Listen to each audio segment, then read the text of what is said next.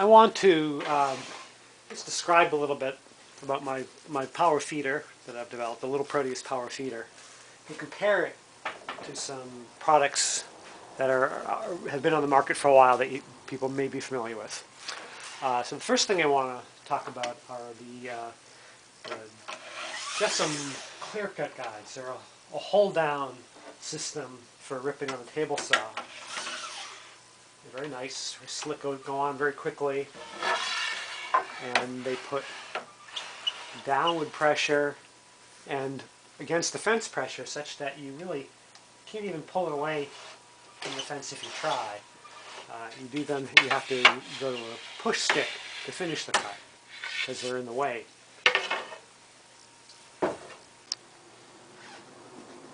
The Jessom guides are actually similar to a product that's been around longer called Board Buddies. And they work in a very similar fashion, although they're a different form factor. But they too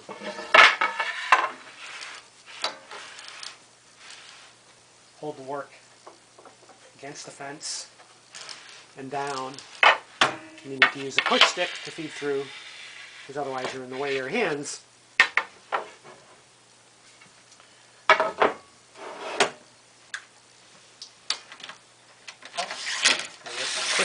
Quick to remove. So my power feeder actually attaches more or less the same way that these hold downs do.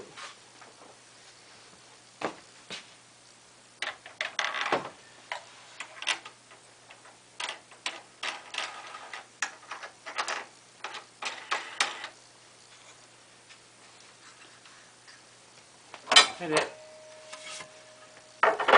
if you take the drill off, it actually works the same way. You can just feed manually and it will hold the work down and tightly against the fence. So this actually holds it very tightly against the fence. It's as good as either of the other systems. But unlike those, you can quickly attach the power source, and then you've got a power feeder. And it's variable speed.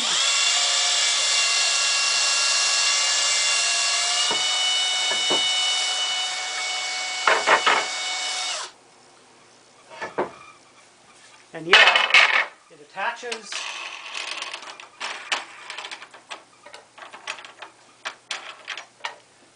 and detaches about as quickly as those hold-down systems.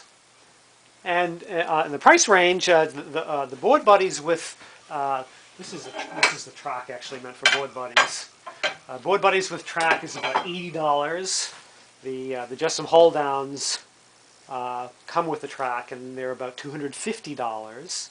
And my power feeder kit ranges, depending on how complete you want it, ranges from $144 to $269. Even at $269, you're going to have to do some work yourself to finish it. But it's really within the price range of just those simple hold-downs. The other comparison I'd like to show you is between the Little Proteus power feeder and what's called the baby feeder. It's been marketed by lots of different people. Grizzly sells it. Shopfox sells it. They're made by Comatic. I believe they're made in Taiwan. Maybe some of them are made in China these days. It's been around for a long time. I've owned one for over 20 years. You can see the feed rollers on mine just started spontaneously falling apart. What happens is over time the feed rollers get hard and they actually just start falling apart. I've had this for over 20 years. I've never used it all that much, largely because it's it's a pain in the ass to put on and take off. And it's not so simple to adjust. So this weighs about 28 pounds. The little Proteus without the drill weighs about 12, with the drill weighs about 15. 27 pounds isn't that much weight, but it's enough that it's annoying. You have to hold it in place, and you typically have to drill and tap holes in your machine top. There's actually even somebody recently has started making a magnetic base, which costs almost as much as the feeder itself, which just shows you how annoying it is to mount and dismount. Whereas, as you saw, the little Proteus goes on and off about as quickly as these hold-down guides. There's also big differences in how easy they are to adjust once they're attached to your machine. For instance, to change the elevation on the little Proteus, you simply raise and lower the guide wheel, and you can actually the gear that drives it is about 1/8 of an inch higher than the feeder, so you can adjust it so that that gear is just rubbing on your stock, and then your rolls will be at the right height for feeding.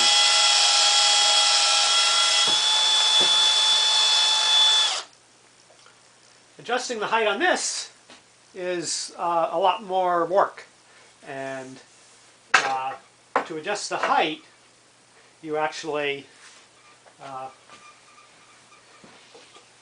essentially need a piece of flat stock, about a 1/16 of an inch or 1/8 of an inch thinner than the stock you intend to feed.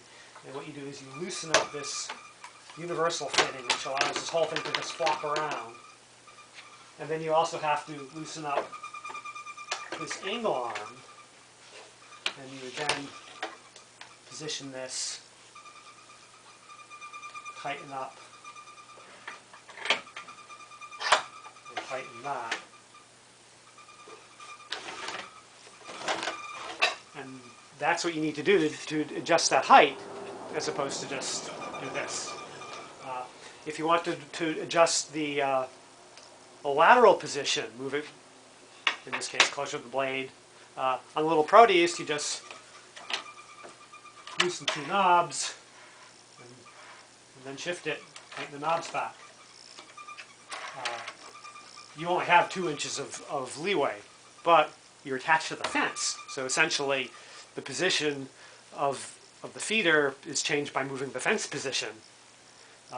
Here, you don't attach to the fence. So that means that if you're trying to cut something wide enough, the feeder base is in the way. But to change the lateral position, you have to loosen this, and then you've got a rack and pinion for moving that back and forth. But as it moves, the height changes.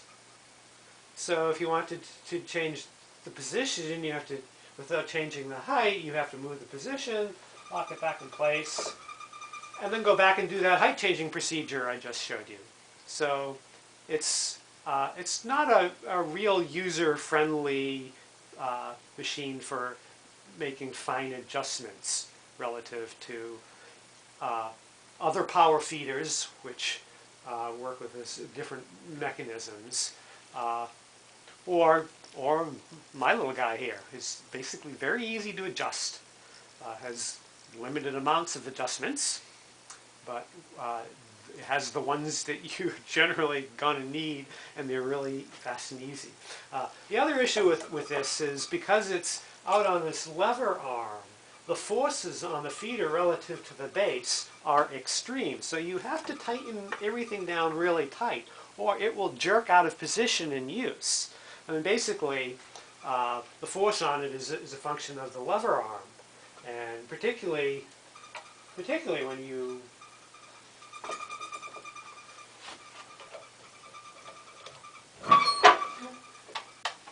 put it way out at the end of its arm, you could have upwards of 20 inches between the feed roller and the pivot point where the pressure is being put on the base. Whereas in a little Proteus, it's somewhere than 4 inches. So you've got, up triple up to even 5 and 6 times the torque being placed on the feeder. So these really need to be tightened down really tightly to hold. And that is an issue. If you talk to people with power feeders,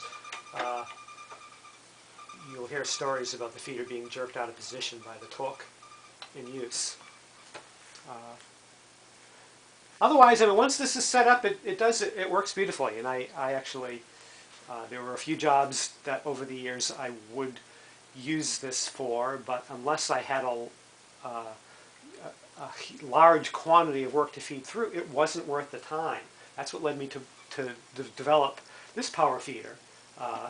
One day when I went to use it, and I saw actually what first happened is the electronic circuit board that controls the speed mechanism was shot, and so it wouldn't function at all. And I bought a new one, and then I realized I just don't enjoy. I hated putting it on and off, and that's when I saw about the possibilities of using a brushless motor drill as a power source. It made me realize, oh, it would actually be achievable to make my own power feeder that would be much easier to use for the kind of work I do.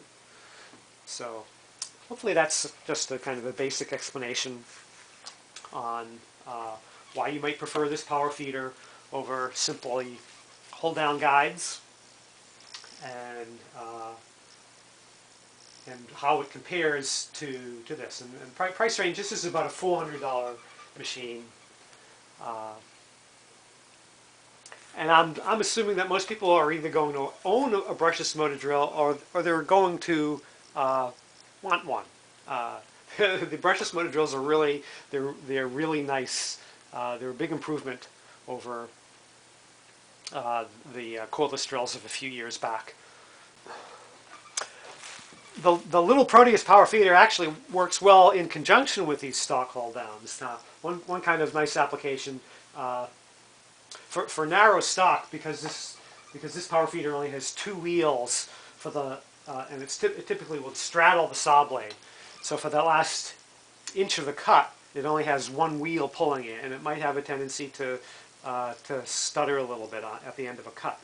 But you can position the power feeder further back such that the front wheel is behind the blade. And then if you want, you can even put one of these stock guides in front of the blade.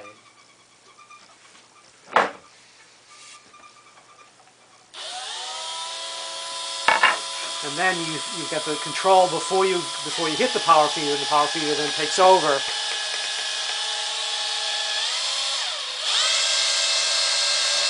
And then you'd have both wheels pulling through at the end of the cut. So a more secure feed.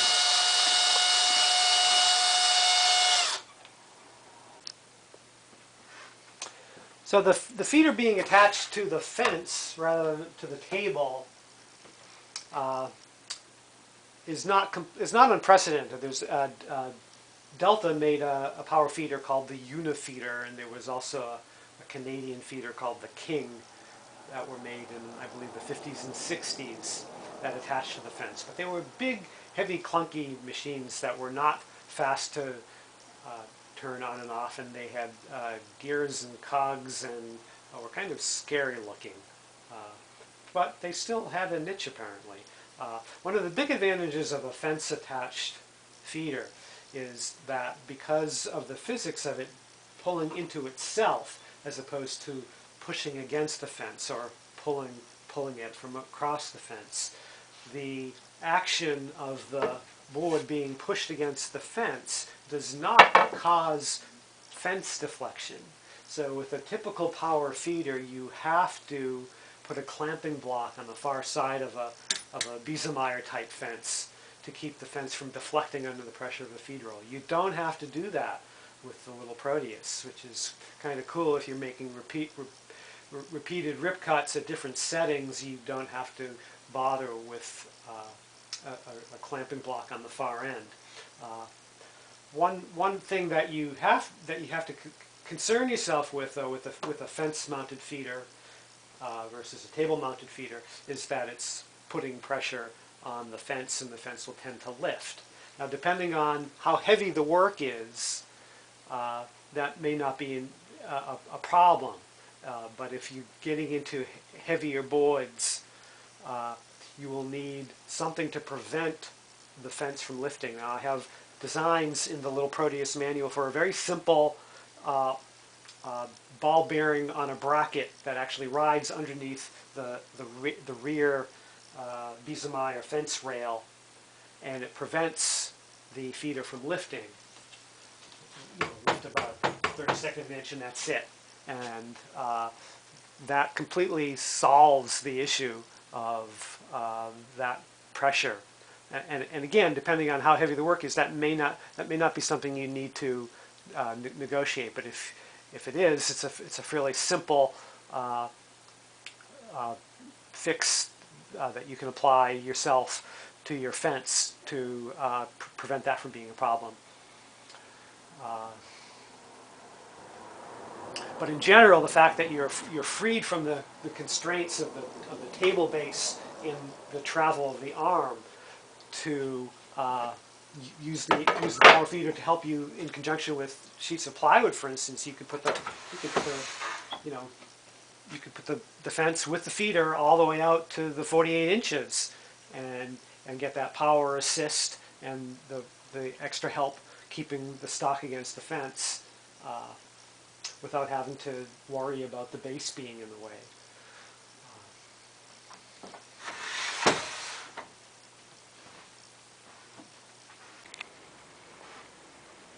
Some people have expressed concern about the idea of wooden gears. The gearbox for the little Proteus feeder uses Baltic birch plywood gears. These idler gears are coupled, so there's 2 gears, so there's 7 gears in all.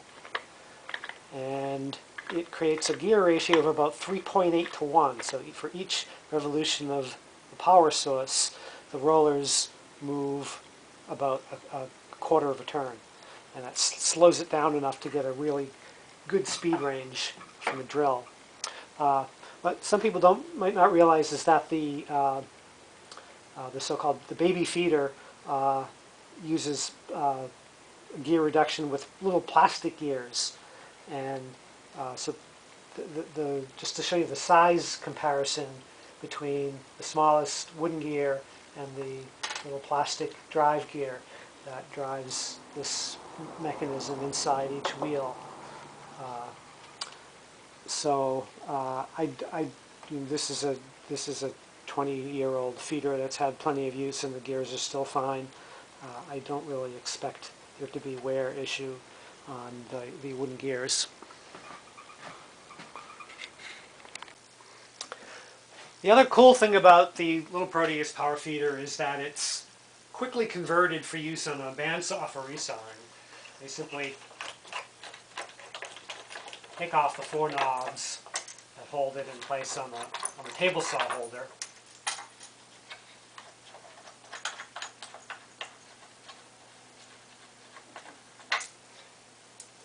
And then the whole feeder just pulls out of that. And then we have a separate holder that works with the bandsaw. And this just fastens in place with 1 knob.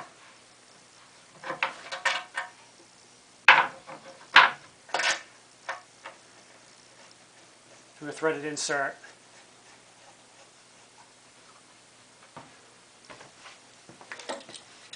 And then a single clamp.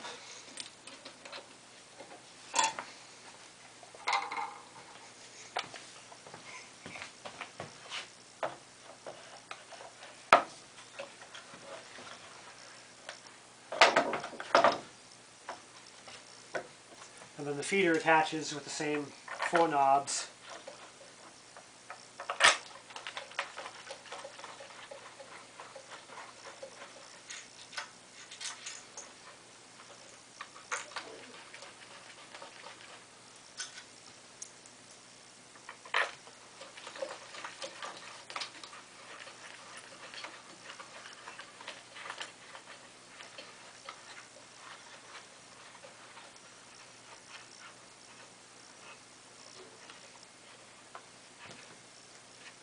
and it's ready to go to work for resawing.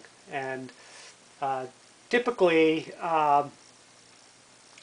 power feeders meant for resawing are big, bulky machines, $800 and up, and they won't fit on a small table saw, on a small bandsaw the way this will.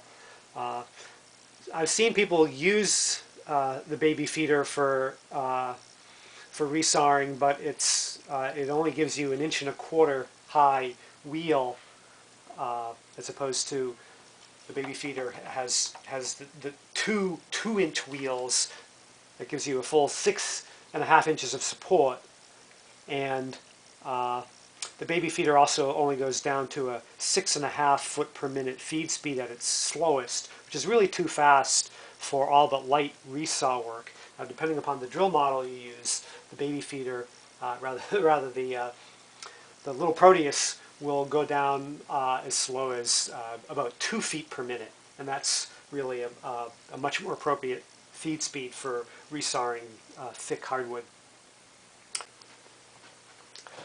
So a final comparison between the two power feeders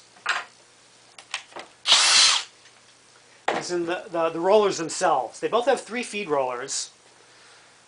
On the baby feeder, they're all in a row, and there's a gap, a bigger gap between the first and the second roller and the second and the third. And typically when you straddle a blade for the table saw, you'd have the 2 rollers in the back.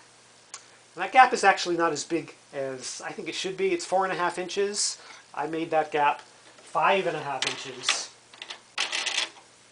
for the little Proteus, and that just makes it a little easier to position without having the blade hit your rollers. So here we have the little Proteus. You have 3 rollers, but 2 of them are on the same shaft, and so on a wide board that's great because you'll actually have the third feed roller pulling the offcut piece, which with the baby feeder, once you've separated the stock that's being fed through from the offcut just sort of sits there. So I think it's fair to say that neither the baby feeder nor the little Proteus power feeder is the appropriate tool for heavy duty work on a shaper, or even for ripping large volumes of work on a table saw. They're really both meant for lighter duty work on a router table, lighter cuts on a table saw. But hopefully I've given you enough information for you to decide which of the 2 is the more appropriate for your purposes. It'll really vary. I think especially if you're planning on removing the feeder from the machine often, and especially if you're going to move it from tool to tool, using it both on the table saw and the router table, and then in the bandsaw, I think you'll find the little Proteus is really the most really the only tool on the market that will do that sort of work well.